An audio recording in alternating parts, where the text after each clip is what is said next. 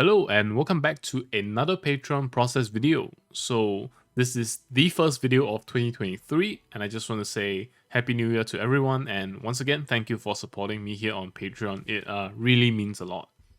So yeah, without further ado, let's get right into the artworks. So let's get started with the first scene and I'll explain things from there. So yeah, here's our first scene, right? We have our character basically showcased or being portrayed in front of a mirror. She's kind of like probably changing out of her dress into something more casual. So it's kind of a scene like that, right? The tone is quite obvious. The setting and action is quite obvious. And it also shows a good bit of environment and surroundings around the character. So this is kind of the criteria that I try to sort of have for the first shot of a set. So if you're thinking of drawing your own little, multi-image stories, I think it's not a bad idea to have a first frame that showcases a bit more environment alongside the character, which, and as a whole, right, the action should be clear and, very directed. So this is kind of what I learned from this. So let's talk about how I set up the scene. So for the first shot, if you want to draw a character in front of a mirror, my recommendation is to search for references. So why is that exactly, right? Why is it so important? Because sometimes when you're drawing, when you're working with perspective, especially when you're using a mirror, and then you have two character, or rather one character, right? But two kind of images of the character that is, present on your frame, the correlation between the two is really important, right? Because if it's a bit too small or it's a bit too big, and as compared to the environmental cues, for example, the environment tells you that the perspective is, like this, but, when you're drawing your main character or the character, the perspective is a bit different. And then you end up with something that doesn't really quite work out. So usually for these sort of scenes which involve, very, very heavy emphasis on reflection or reflected images, I definitely recommend using a reference. I also use the reference to help me set up the basic proportions. For example, let's say we have this kind of perspective, what's the height of the character in the mirror and all these kind of things. Because one of the things about perspective lines is that while they do help you, give you the direction and, sort of the angle of how your line should go, they don't give you the exact information on how spaced out things should be, right? I think I will try to explain it a bit more later on. But basically, the idea is, as we start with a sketch, our sketch needs to be at least kind of accurate when involving stuff like mirrors. So this is kind of my main takeaway, right? A bonus thing that I also noticed is that because a lot of times people like to see faces. Faces are a big part of, what makes, an image directly appeal to someone. Well, it kind of makes sense, right? Because generally speaking, we like to look for emotion.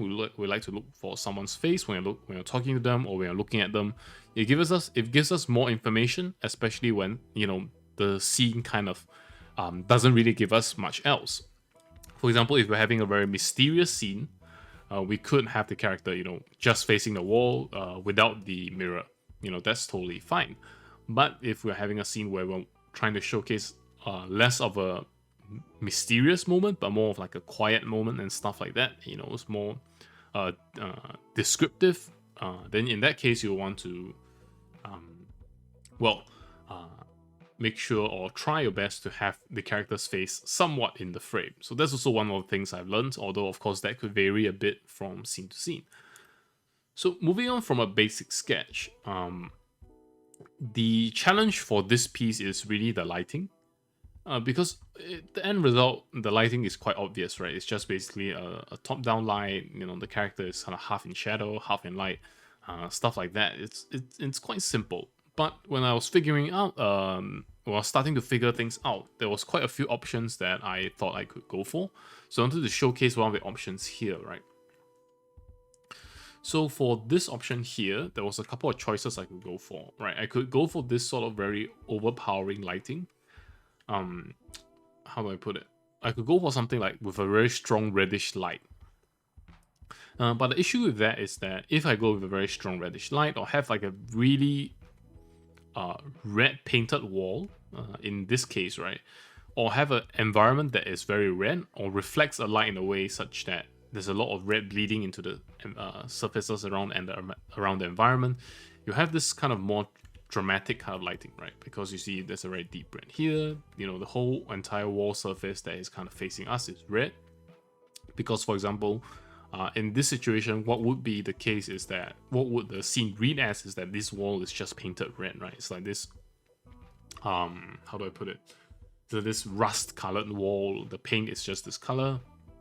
And then because the light is very strong, it's very singular, when the bright white light, right, when it hits this wall, it kind of bounces around, and, you know, areas like the sidewall receive a bit of that red light that comes from it. So it turns the whole room into a very kind of red place, which I think is one way to do this scene. I don't think it would have been terrible, but I felt like it wouldn't quite work here because I wanted a more quiet scene, right? I wanted a more descriptive scene, so I didn't quite want the dominant color of the lighting to kind of take over, or the dominant color of the reflected lighting or ambient lighting to really take over the scene. So this was kind of the color test that I would do. So this is kind of the part of the process where a lot of the experimentation goes on, and if you've watched previous walkthrough videos, you'll know that I've talked about this a lot. When moving on from a sketch to start filling in your lightings and colors, you want to try your best to kind of figure out as much as possible, right? Let's say the timeline of a drawing is this, right? We start here and then we end here. So let's say our time spent, right? Let's just say this is time.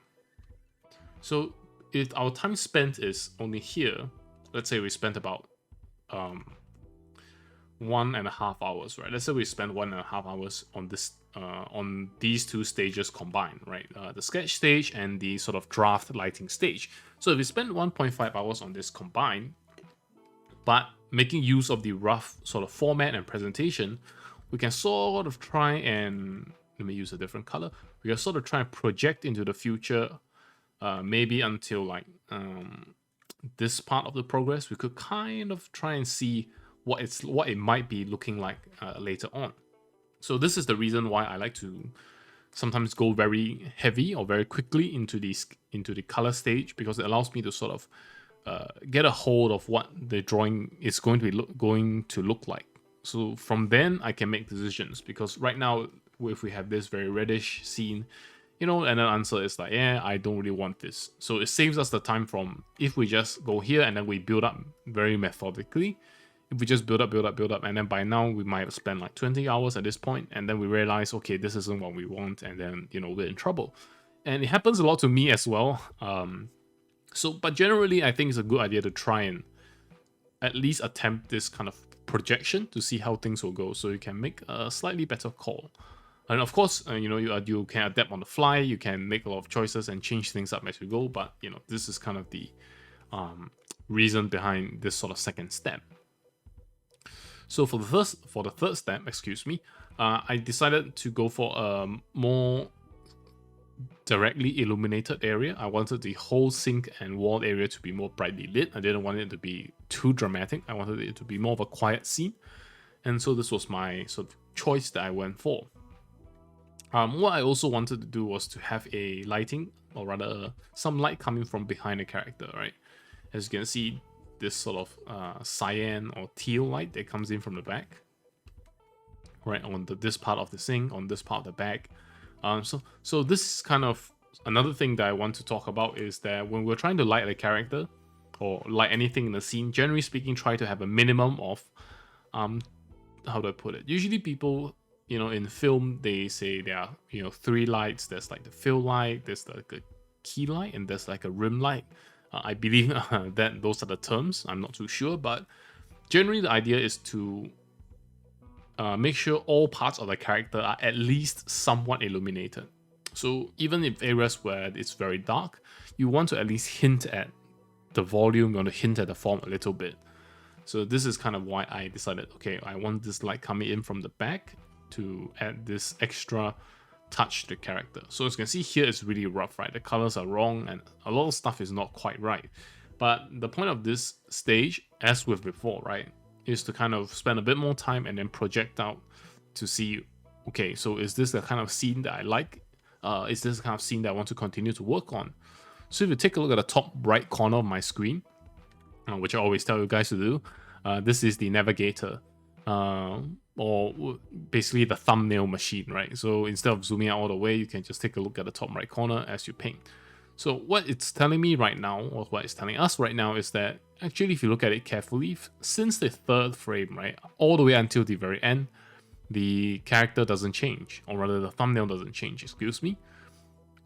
Yeah, it really doesn't change at all, right? The values are pretty much intact, the same area is lit, there's a minor corrections here, there are minor corrections here and there, excuse me, but you know, the kind of core idea stays intact. So this is what I mean by, you know, projecting forward to see what will work.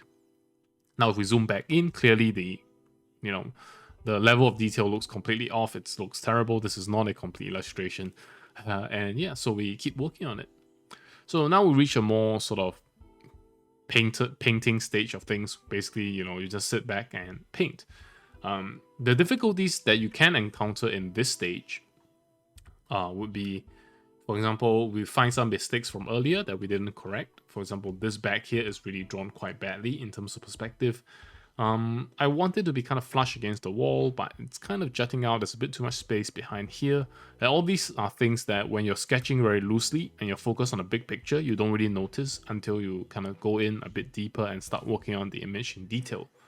So, you know, these are small things that we fix, right? For example, for now, I tried to just straighten up the back a little bit without moving it around too much. But so far, you know, as you can see, the gap is still a bit big. It doesn't quite work out for me. And the issue with this stage is that if you have a very complex environment, like you have pipes, you have like walls, you have sink, you have a character, you have all this kind of stuff going on, well, it's gonna take time to slowly paint them and clean things up. So it's annoying, but you know, it's a stage that has to happen. So for this stage, what you want to pay attention to is to make sure that you continue to use reference when needed, because right now you're really going to the forms. You've got the big picture down, now you just need to execute your idea. And to do that, we just want to make sure we get the forms correct. For example, you know, in this case, right, how does the character's back look like? How does the hair flow? Yeah, and how's the form of the body from this particular angle? And it's really, it sounds really self-explanatory, but I think at this stage, the most common issue that you know, I face as well, is that as we're painting, we are like, okay, so let me paint over this line in this way, for example. Let me paint over this line in this way, right?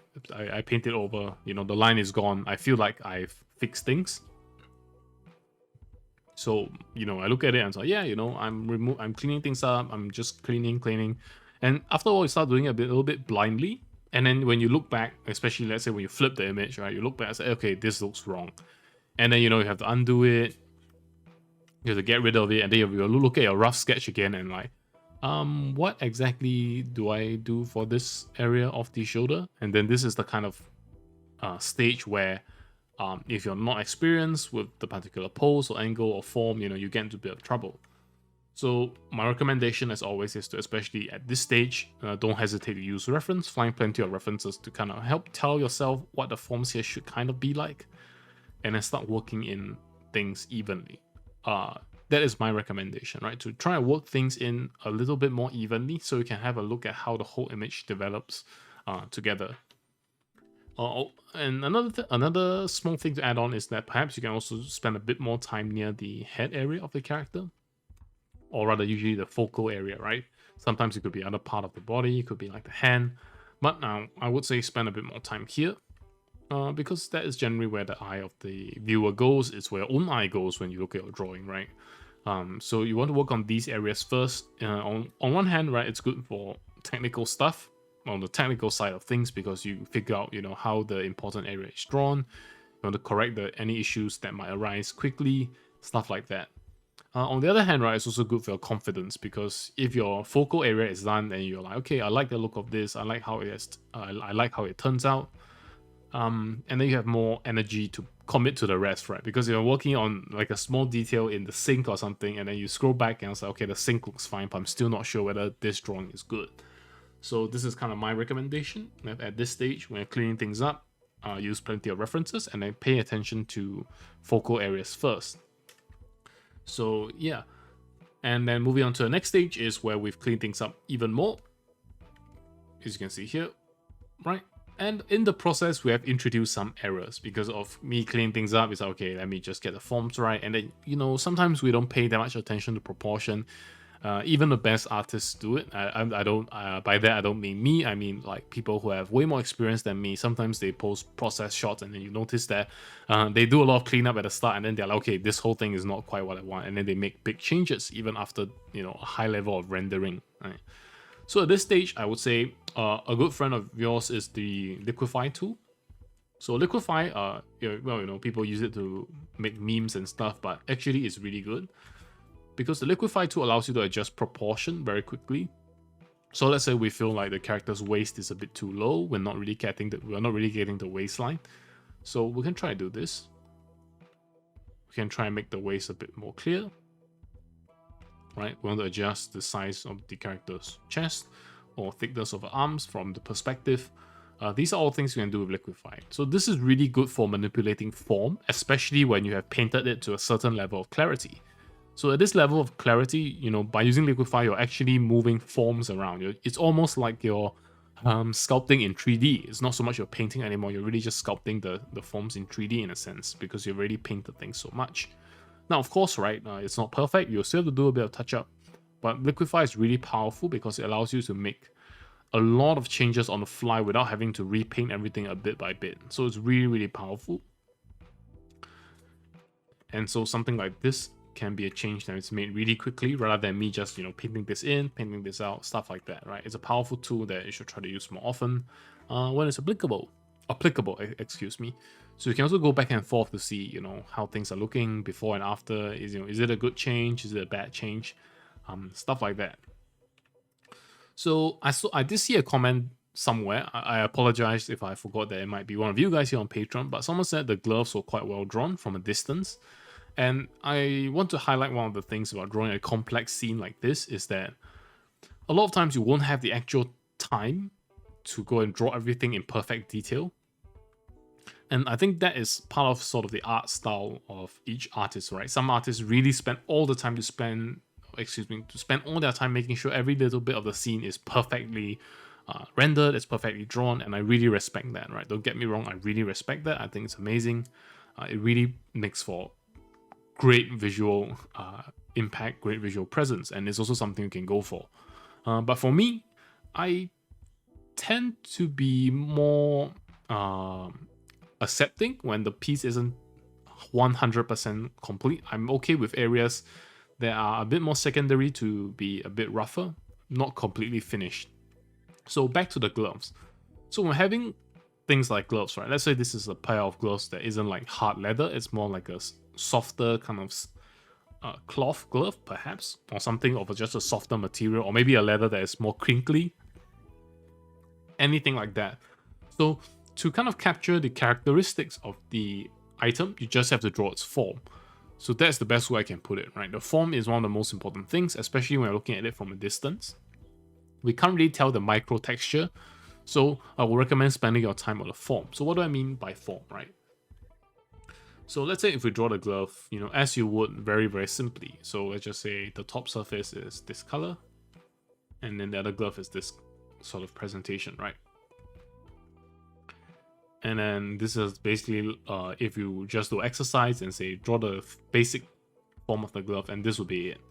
The problem with this is that it really tells you one thing. It tells you that it's kind of a flat leather glove, and that could work as well, right? Let's say if you want to draw a flat leather glove, you can do it like this. You can do it like this. Maybe you can have a bit of like, you know, those seams. And then it looks fine. There's no problem at all. And this is because the form of a more rigid leather glove or more smooth leather glove, I guess, will look like this.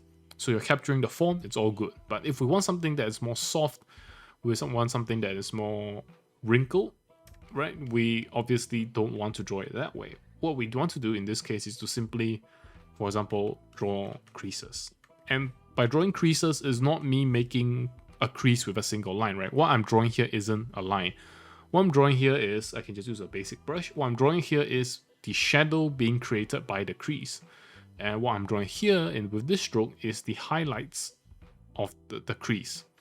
And then what I draw with this mid-tone is basically the transition area. So what we need to do to create a crease effect is to simply layer over a lot of these shadow areas to create kind of the folds, right? Indicate the folds, and simply layer on a lot of them. You don't have to be precise because we're looking at it from far away. So this is the kind of effect that we're creating. And from far away, it looks exactly like a pair of rather wrinkled gloves that, you know, someone just took off. So this is the basic idea to draw the form, because when you're drawing the form, you get the result really, really quickly. If we're drawing lines, it's doable, right? But the concern is that sometimes people start drawing the edges and drawing the lines above the form. So that's when things become a bit more concerning, because then you're just spending a lot of time not drawing the actual form, which then later on, if you manage to come back, you know, you look at it and be like, okay, let's fill it in this way and fill it in that way. And that is really good for something you need to draw in detail. But for me, right, as I mentioned, for these smaller things, I rather just have a broad way of representing the form of the object decently and then leave it at that. And yeah, so this is the overarching idea for this current stage, right? Draw things based on their importance, spend time on it based on their importance. And towards the end, this is where, you know, as a drawing comes together, you like the drawing, you know, drawing it isn't like a pain because you can think of it. You know, when we're at an earlier stage, we are thinking, okay, this drawing might not work, this drawing might not work, this drawing might not work. There are redeeming qualities, but, you know, I'm still not sure how I'm going to solve like this problem. So I kind of have thoughts like that quite often as well. But towards the end, where everything starts to line up, you know, then you can also relax a bit, right? Everything is lined up, so all we need to do is to start adding effects, drawing things in detail where they need to be, adding in small little things here and there to help the scene come together as a whole. For example, right, these little gold accents on her dress. So I decided to add them in here in a complete version. So yeah, just really small things like that, just polishing things up. And again, the key here is form, and form. So from here to here, what is really changed is that I was just more precise with the forms of the objects. And yeah, that's almost it for this drawing. So one other thing that I want to definitely tell people to pay attention to, or tell you guys to pay attention to for this kind of scene, is that when you have a strong light being cast down, the important thing isn't necessarily to make the strong light really, really bright, although it's good if you can. The important thing is to make the rest of the drawing really, really dark. So this is the way that you can create a strong contrast, because if you think about it, right, the furthest thing we can go from is 0 to 100. So on a cloudy day, shadows are going to be in maybe the 20s, and then the brightest areas on, like, you know, in general, right, on average in the drawing is going to be like in the 60s or 70s. On a really, really, you know, dark night, the darkest parts might be a 0 and the bright parts might be like a 30. And then you have something really bright somewhere else. But the range of the bulk of the drawing lies in, right, it's going to tell the viewer and yourself what kind of general lighting is going on. So we want this sort of interior high contrast light. Try to make sure that the areas that is bright and the areas that is dark, they are well separated. Yeah, that's the key for this drawing, right? Keep your lights and your shadows really well separated. Don't let them spill over to each other too much. You want to hint at the bright light affecting its surroundings. For example, you notice how that here, for example, I added a bit more brightness to the towels. I make sure that this like hand dryer, it's a white plastic hand dryer, so it kind of picks up light quite well. I definitely could have spent a bit more time on the material, but well, you know, it is what it is, right? But the idea here is that we want to have a mix of the presence of a bounce light from the strong light plus the contrast. So these are the two factors once again. So yeah, that's pretty much it for this first drawing. I definitely spent a lot of hours on this. Excuse me, I definitely spent a lot of hours on this. So this is a bit of a simplification of the process, but as always, if you have any questions, please feel free to drop them down in the comments below. So moving on to the next piece, the idea was to basically have the character, you know, as I mentioned, kind of wash up in the sink, and yeah, that's really it, right? A very deliberate action that I want to show everyone. So the clear next option is, you know, to show the character washing up in the sink. So this is my initial sketch. And by the way, this initial sketch, well, this is probably the first time you are seeing it because this sketch was not used in the final.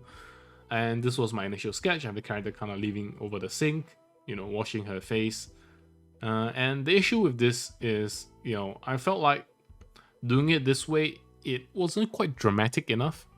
It was quiet, but we already had a quiet scene, you know, just before, right? We already had this quiet scene over here. Right, we already just had this quiet scene where well illuminated, a very descriptive scene that's pretty simple, pretty straightforward. So it didn't feel really quite appropriate to have yet another straightforward scene immediately after that. So that was kind of my problem with this. So I was thinking of, okay, so how do we sort this out? You know, what options do we have to, you know, deal with this? So this was kind of my solution. To basically to bring the camera way closer to the character and just focus on the part where she's washing her hair, right? Because the rest of the scene is not that important. The focus lies in this area here, right? We want to show the character leaning over the sink. So I thought, okay, let's just make things simple and let's just have this, right? Let's just have this kind of composition right here. And as you can see for this early sketch, there's definitely some proportion issues that I will spend more time struggling with later. But because of how, you know, uncommon this pose is, I had to just rough it out on my own with, you know, just drawing the lines myself. So there's a bunch of errors in here that I'll slowly fix over the course of the process. So yeah, this is basically how I started. I wanted to make sure I want to show the character kind of washing her face. Having this very deliberate action is also helpful when you're drawing a set of a character doing something in a set. You want something to be deliberate in the scene, right? Maybe you want a deliberate display of the environment. That is one very, very viable option. You want the environment to be really deliberately presented. The key is that then in that case, you're going to spend a lot of time on the environment, or in this case, you want the character's action to be very, very deliberate. So that's why we center the frame around, you know, this particular kind of action going on. So unfortunately for this piece, I kind of merged the layers as I was painting, forgetting, excuse me, that this was the only file I had. Usually I keep multiple files as I progress, so as I paint, as a lot of layers come together, I tend to merge them, save it as a new file, and then go on. Unfortunately, it was lost during the merge. So as a substitute, I'll try to do a bit of explaining how I go from stage 1 to stage 2. So what happens here is that we want to look at this and talk about the lighting again, right? The lighting is that we want to make sure our lighting is really clear to our the viewers and ourselves, right? For example, we know the light is coming down from below, so we highlight all the areas that will receive this so-called main light, right? This main light is going to hit this area. Let me just use another layer. It's also going to hit a bit of this area, but we're going to talk about this later. It's going to be in the background, right? The whole background is going to contain this red light, or this top light, or this main very bright light, right? It's going to contain all these things. So as we are planning this drawing, we also want to think about, okay, what about the bounce light? So the issue with bounce light is that if you're really leading to a sink and the sink is not very bright, how do I put it? Okay, so have you been in a hotel room, especially, right, where the overhead light is really, really bright, and then it shines into the porcelain sink, and the sink is really a very bright pale yellow, right? So that's the kind of effect I want to capture here. I basically want the strong light to shine below the character, hit the sink, and then bounce back to the character's face, because as with before, right, we have this image here where the sink is really brightly lit. We kind of want to correspond with that. And so we decided, or I decided, that okay, we need another light coming from below, right, to kind of hit the character from below like this. So this was basically the culmination of this effort here. Basically painting roughly, allocating the forms. For example, as you can see, the red indicates the main light, and then the blue indicates, or purple here indicates the bounce light.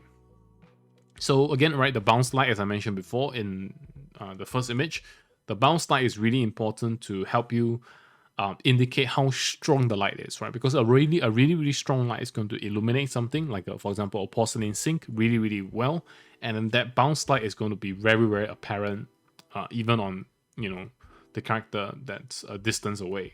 So this is kind of me indicating things off the canvas, right, off screen.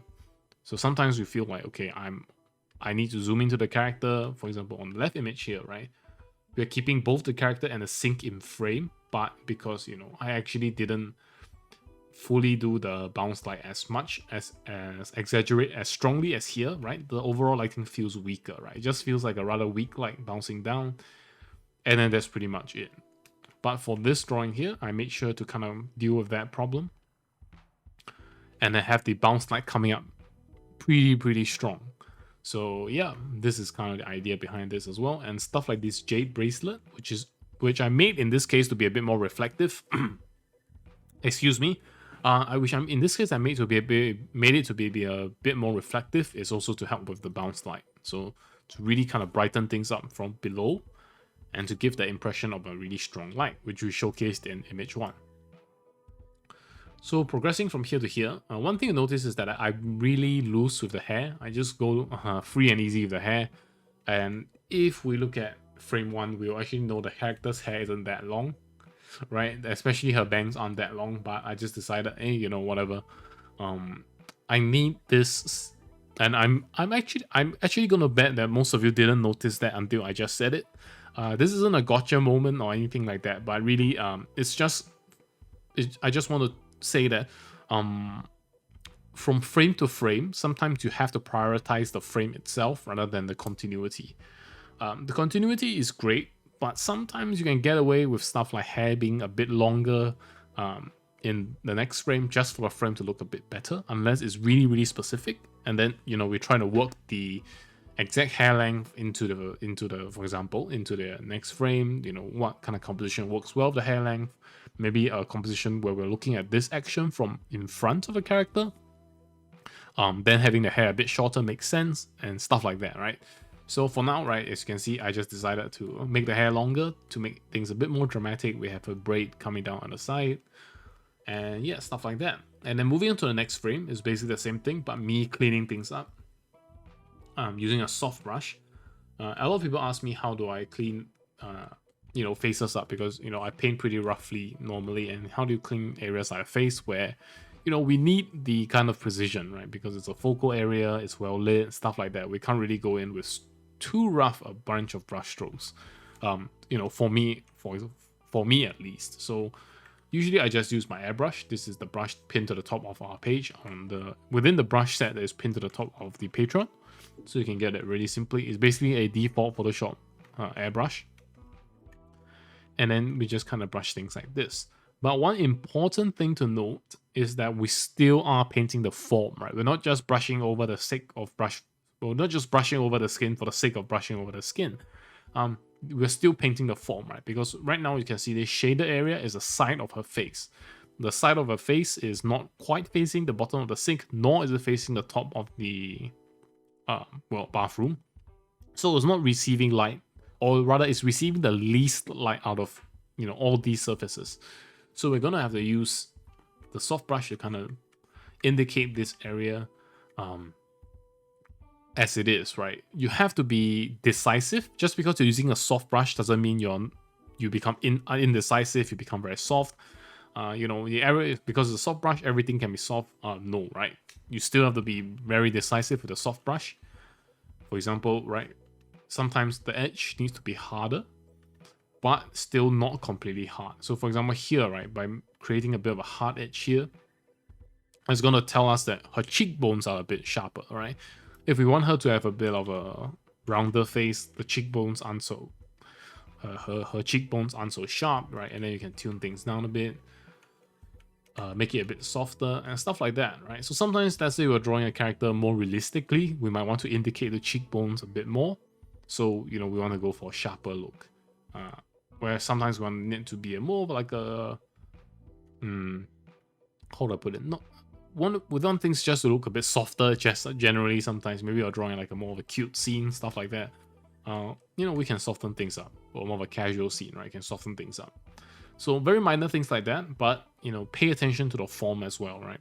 Because you can really decide what things look like. Because notice that when you're drawing this area of the face, we don't have lines to help us indicate things. We only have the form. So when you're painting like this, you have to pay attention to the form, and the difference in how each surface is illuminated is going to give you information on what is the actual form that is behind, you know, the character. So yeah, well, once again, me lecturing everyone on form again. So moving on here to here is really just another, well, the continuation of cleaning up. Spending more time on the eyes. This is important as well, I noticed, because usually in a bunch of my old works, I don't really spend too much time on the eyes, but I realized one thing is that even far away, right, you can kind of tell the level of detail is there if you spend a bit more time on the eye. Plus, it's really a focal point of where people's gaze will go. So, you know, the eye, spend a bit more time on it, draw the eyelashes, use a thin brush, stuff like that, right?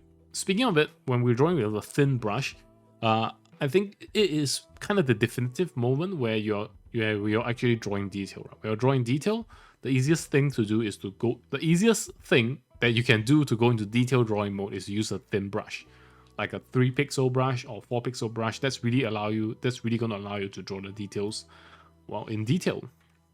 And that kind of stuff, even though it's not that apparent when you zoom out far, it does have a very subtle effect on the viewer, right? It gives you the information that the image is more sharp, right? That it is drawn to detail, there is a certain level of realism, there's a certain level of completeness to it. And yeah, and now moving on to the final image, right? Just me adding a bit more strength to the lighting coming from below. Notice that it's a bit unrealistic in the sense that, you know, if you have black hair, it's almost never going to get this bright. But I just wanted it to be a bit more exaggerated, and I really wanted it to feel like the character is on top of a really bright sink, right? This is the kind of feeling I wanted it to have, and so this is kind of the decision that I made. And yeah, the rest of it is basically me painting in details once again.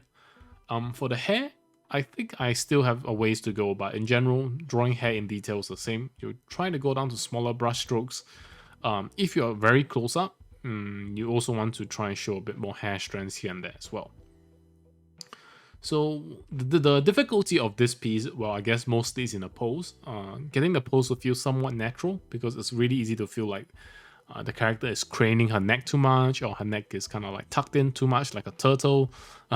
Issues like that, right? You kind of want to make it feel a bit more natural and let things flow a bit more smoothly. So this is kind of the main challenge here, and the rest of it is really just paying attention to the lighting and paying attention to the form as always, and then paying a bit more attention to the small details.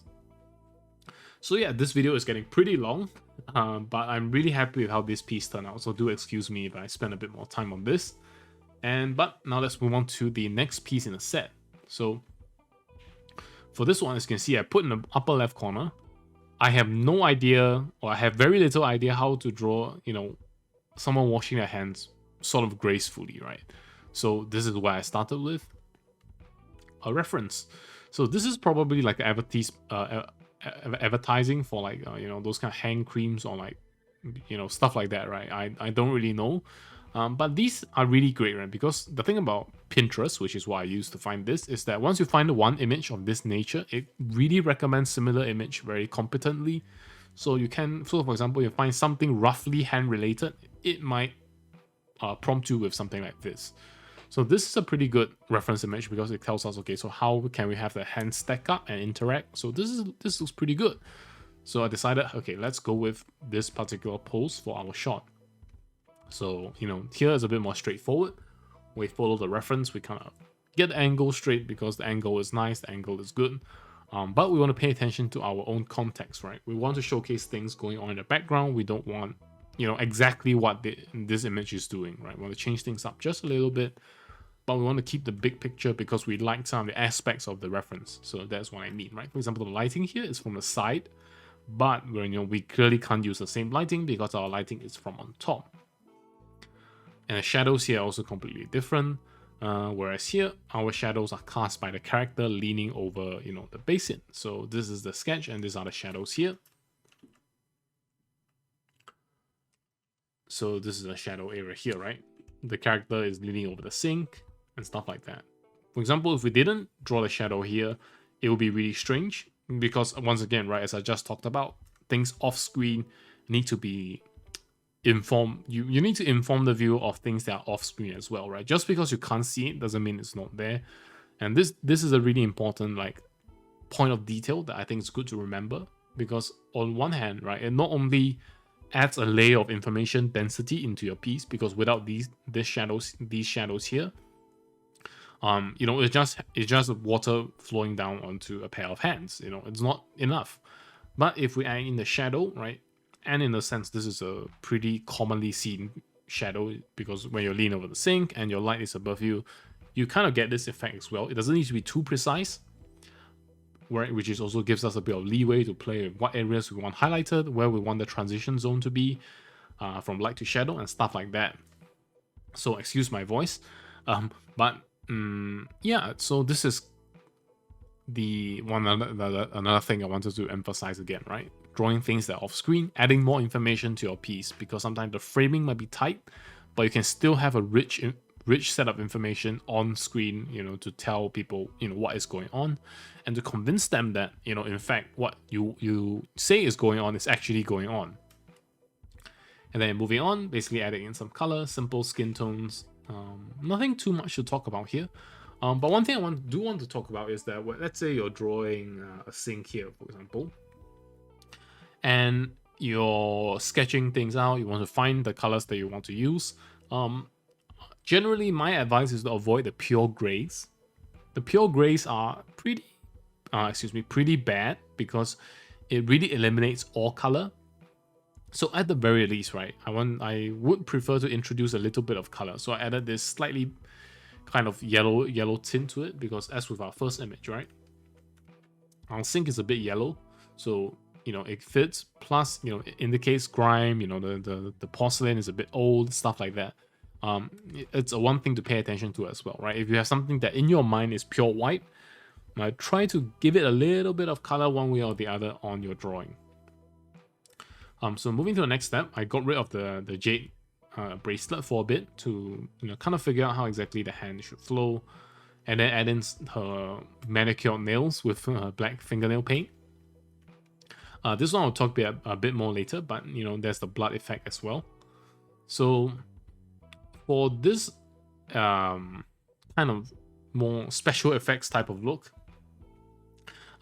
the idea here, I think the best way to approach this isn't to look at a reference of, let's say you search out a reference of cinematic film scenes with character washing blood in sink or stuff like that, right? I think the best way to actually do this is to kind of figure out the flow. So the way I drew this isn't to look at a reference and be, okay, there's a spot of blood here, there's a spot of blood there, you know, there's a bit of spacing here, you know, there's a line here, it has to be this shape or it has to be that shape. The key is really to just create a flow. So if the hole is here, the sink's drain is here, you want to kind of let things just flow to the drain, right? You don't have to be precise, but you want to indicate that very deliberate kind of feature or property of the fluid or blood here in this case, or ketchup maybe, they're all flowing into the drain. So this is the kind of key that you want to capture when you're creating this kind of effect. You know, you want to be deliberate with the effect. You want to say, let's say I have a background where there's a bunch of leaves. The idea isn't to say, okay, let's look at a bunch of nature references and look at exactly how leaves look like in this situation. You could instead say, okay, so I'm drawing leaves. What do? I want the leaves to be I want the leaves to have a strong presence. I want the forest setting to have a strong presence. So what you can do is to align them using wind, right? You can have the wind blow through, let the leaves kind of roughly line up in a single direction, and then that creates kind of a strong effect, right? It's very deliberate, a very meaningful effect that is just straight up more impactful for the audience as well. So yeah, this is how I decided to do the blood effect. And then moving on, basically continue polishing. So for the character's nails, initially I decided to go for a bit of a softer approach. For example, as you can see here, there's a bit of gray, there's a bit of black, and there's a bit of white. So this is kind of me trying to figure out how exactly I want the nails to look like, because, you know, nail polish, there's several kinds. But one thing I did notice is that with this setup here, as compared to the final image, this setup here actually looks like her normal nails just grew in a black, with a black pigment, almost like, you know, her nails just grew differently. Whereas the final image, right, it looks like, you know, nail polish. So I think the key here is to, as I remember, as we just talked about, right, the whole form thing on the face. The same thing here, right? If you're going to draw, not quite the same thing, but material-wise, material-wise, it's almost the same thing. Because when you're drawing a material, it's easy to go have your thoughts be taken over by form. You're like, okay, the form tells me the whole nail is facing up, you know, into the light. So, you know, I can't have most of the nail be dark and just a single highlight. But in this special case where you have a very reflective surface, that is exactly what you need, right? You need the nail to be, the fingernail here to be very reflective, means this surface here, right, this portion of the nail is not reflecting again, right, not reflecting the strong light that is coming down because of the properties of the nail polish. Right, it's very shiny, it's very reflective, it does not, you know, bounce light into your eyes because it is angled this way, almost like a mirror. So we're drawing very shiny things like this. Think of them as a mirror, and it's a bit easier to be, it's a bit easier to apply your highlights more accurately. Otherwise, it's really just continue painting the forms. The knuckles, for example, want to indicate the knuckles, indicate the change in the forms of how the hand is kind of existing in space. Right, with the current lighting, right? With our current lighting, this knuckle is the closest thing to the camera. You know, from our position, it's the kind of place where it's likely to get the biggest highlight, so we can just have the highlight here.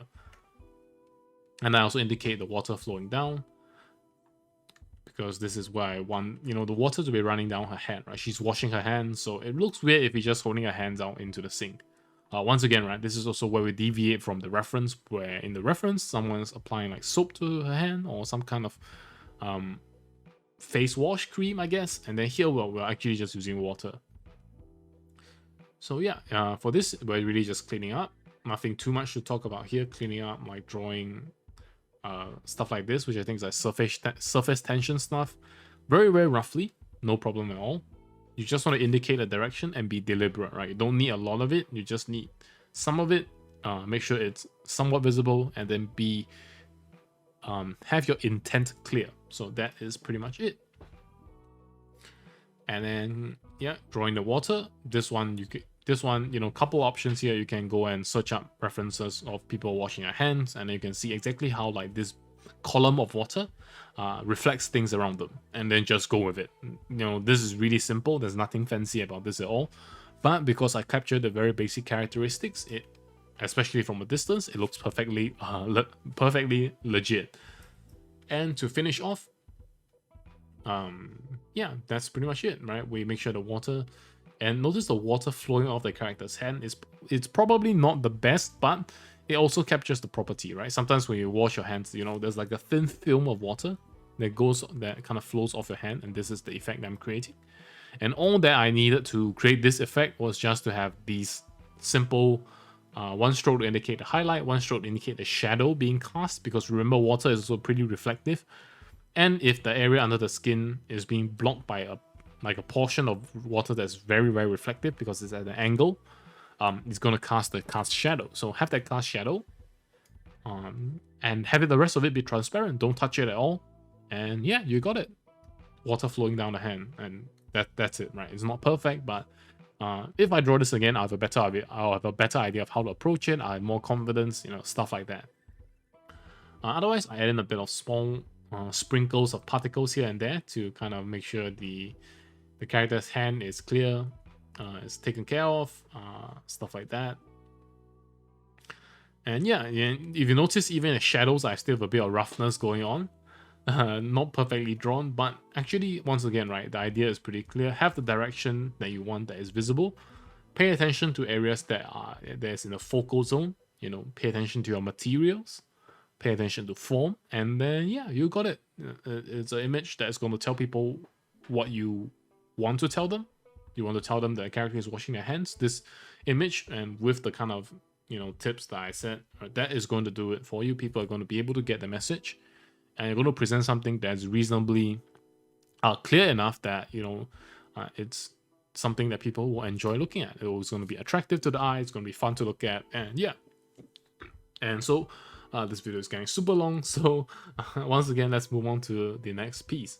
So this is the final piece. I think this piece is strangely enough one of my favorites, because I tried to do a bunch of fancy compositions. I try to do fancy stuff. I like, okay, let's try this new angle and try this new lighting, but really there's something really appealing about just the basic portrait. Excuse me, the order is kind of reversed from right to left. Because of an error that I made, right? Because most of the images are flipped, and then I put them in flip, but then I realized they were that, so I flipped it at the end, and here we are. But the simple portrait is a good way to just showcase a character straight up, show a character's face straight to the audience, no questions asked. And for this, and for specific actions like this, right? Let's say putting on glasses. What you can do is to either take a photo of yourself putting on glasses, or find a reference. So these are the options available to you. And the reason why I'm saying this is because for these kind of actions that are very high in detail and high in error sensitivity, excuse me, my voice isn't too great. What I mean by error sensitivity is that if things are just a little bit wrong, viewers are going to be able to tell, and you're probably going to be able to tell that something is not right. So that's what I mean by error sensitivity. And because we're drawing a face, that is something that most people can kind of look at and tell whether it's correct or whether it's wrong, especially when you add like a hand in, right? It's really going to be really obvious. And so for this types of situations, right, you can't really get away with roughing it too much as compared to this, right? This is kind of like a rare, you don't really see this a lot. So in reality, people also don't exactly know what this pose looks like. So you can kind of get away with, playing things by ear. But for this one, recommend find a reference, how do you hold your glasses so you're putting it on, stuff like that, right? But you can also add in some things of your own, for example, a head tilt, stuff like that. And then of course you apply the same lighting.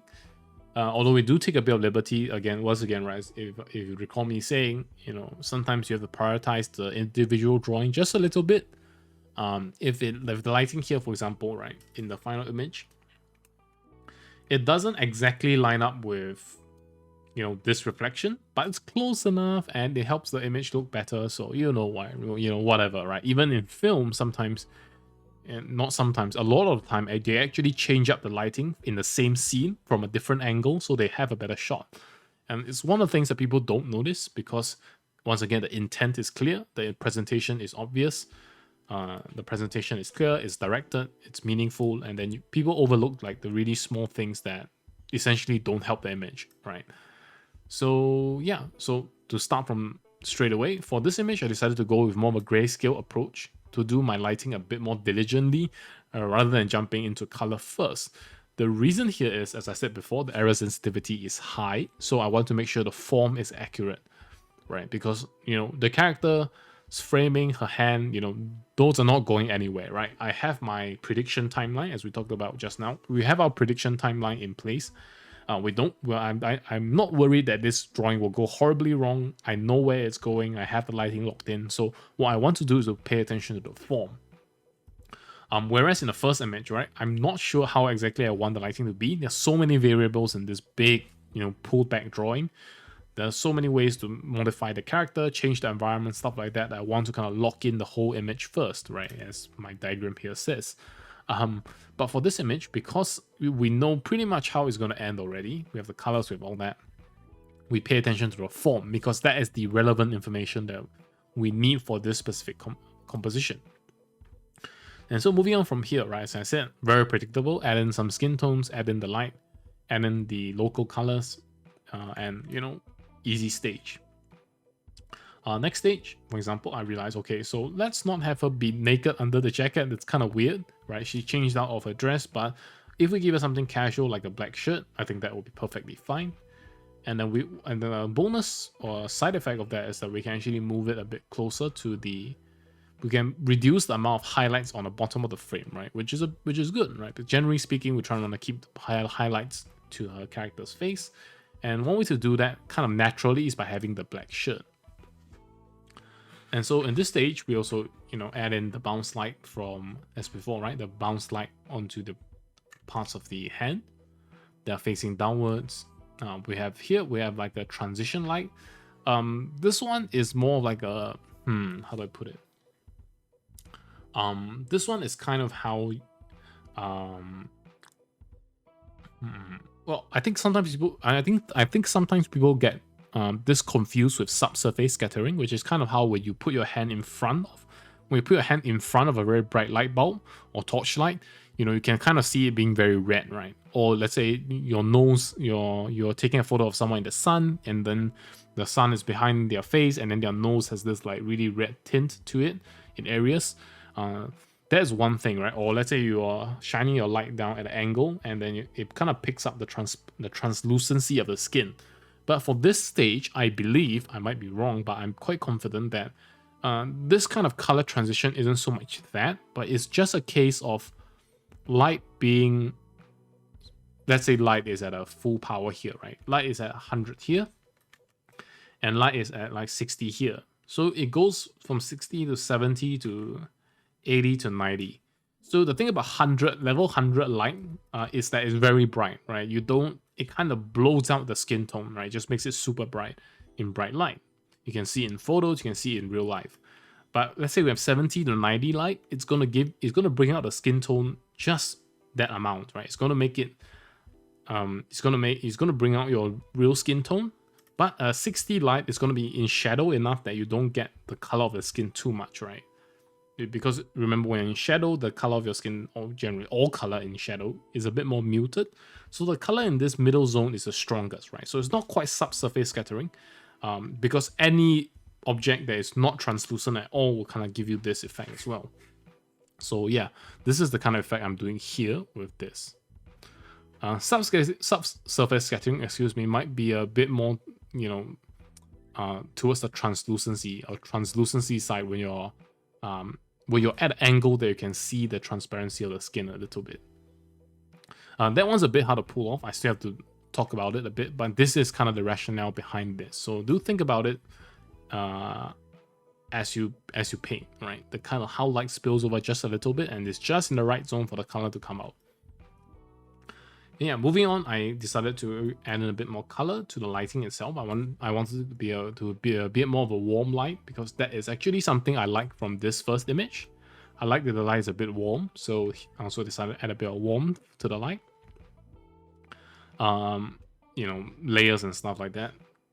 Means that I lost the shirt for a moment, but generally the idea here is pretty simple, right? I want to see how it would look like if we made the image a bit more desaturated and more monochrome, but warmer, right? Here I also kind of preview the glasses, because, you know, I started the idea with the character putting on her glasses, so even though we didn't draw the glasses until now, so I want to do a bit of a preview, see what kind of color will work, what kind of value will work for the glasses, and this is kind of my attempt. And so once we have the preview kind of locked in, we can start painting again, and then once again, right, because we know exactly how this is going to turn out, we don't need to keep the glasses on. We know that we want the effect of the glasses at the end, but we don't need it now. So throw it away for a moment, hide it in the layers. This is one good application of layers that I do use. And then we start painting the character's hand and face, everything in detail, right? And so the fun thing about painting a portrait is that, well, you got to spend a bunch of time on the character's features. If you like to paint girls, you like to paint guys, this is the time for you to have fun. Spend a bunch of time on the features.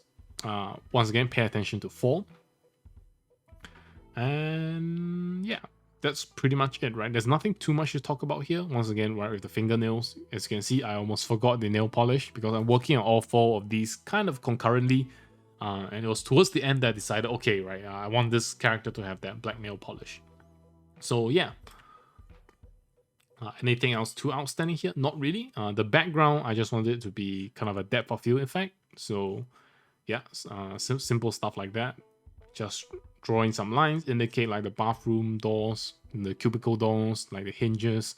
Very rough indications, but it'll give enough of a detail, right? This kind of graffiti is kind of common in public bathrooms. Very nasty ones. So yeah, just toss it in, hope for the best. Nothing too complicated here. And then in the final frame, we bring back the black shirt, but the black shirt felt a bit too oppressive. It felt like it darkened this area too much. It removed the strength of the bright light. So I decided, okay, let's give her a chain that has a bunch of highlights, it's very reflective, and yeah, and there we go. So this is kind of something I do as well to kind of like compensate for sometimes where the reality of the scene kind of damages the composition. For example, here we removed a very strong highlight, but then I tossed it back in with this chain, right? Added something back in the chain to indicate that, okay, here the light is still super strong. So, reminder of that, right? So you can have some super bright white reflections here. And then for the character's glasses, nothing too complicated here as well. For the rims, it's actually sometimes the rims, stuff like this can be daunting for people to paint. It's like, how do we paint the rim? How do we do that? What I usually do is to kind of go for elliptical marquee, fill it in like this, and then select modify contract. We'll contract it by say 2 pixels, and then we delete. So what we have here is like a rim, and then we can duplicate it, and we have 2. So let's say we have a single rim, right? How do we paint it? Let's just give it this similar brown. If a rim like this, all you need to do is to remember that this is metallic, so it's like a mirror. It's going to highlight, it's going to bounce light all over the place. So what you can do is to just give it a very rough highlight. For example, give it a bright highlight in these 4 directions, and then give it a strong highlight in these 2 directions. And then you can give it like a dark shadow in this direction and this here. And there you go. You have like an effect of a very metallic object, right? If you want to spend even more time, you can kind of paint the bottom and the top of the rim, stuff like that. But this is what I did for this image, right? Nothing too fancy, but it works. Because the highlights are there, the highlights are spaced out. These are the characteristics of like a shiny, metal rim. And yeah, that's pretty much it for the glasses. For the details here, similarly, just paint the characteristics of the object. Reflect light as per the material, and then you're good to go. Same with the nails, right? Because remember, I learned my lesson here that we want the nails to be very reflective like a mirror, so we carried it over, and the effect I think is pretty good. It's convincing me at least, that these are painted nails or fake nails. They look exactly like they should, unlike like real nails are a bit more matte, they're not as reflective. So yeah. So this video has gone on pretty long, and I think I've covered a lot of points that I find the most important. So I think this is probably where I'm going to stop for this video. It's been about an hour to go through 4 images, but I think these 4 images are really fun to do. So I hope you excuse me. I hope you have enjoyed the video. I hope you have found something helpful. And if you're listening in the back, it's totally fine as well. Sometimes, staring at a screen for an hour can be a bit, too much.